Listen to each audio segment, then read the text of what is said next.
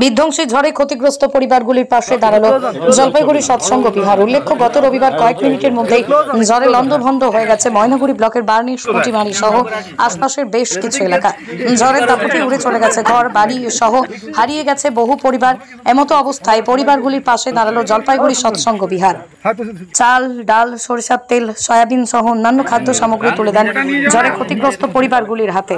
এছাড়াও মশারি, sari, bed cover দেওয়া হয়। এদিন মোট 100 ক্ষতিগ্রস্ত পরিবারের হাতে সামগ্রী তুলে দেওয়া হয়। তাদের রাতের খাবারেরও ব্যবস্থা করা হয় প্রতিনিধিদের। আমরা সৎসঙ্গের প্রতিষ্ঠাতা শ্রী ঠাকুর অনুকূল চন্দ্রের আদর্শে বিশ্বাস করি। তিনি বলেন, অন্যে বাঁচায় নিজে থাকে, ধর্ম বলে জানিস তাকে। পাড়াপোষিত নিপাত জায়গায় তুই বসে খাবি বুঝি, যা ছুটে যা তাদের বাঁচা, তারাই যে তোর বাঁচার পুঁজি।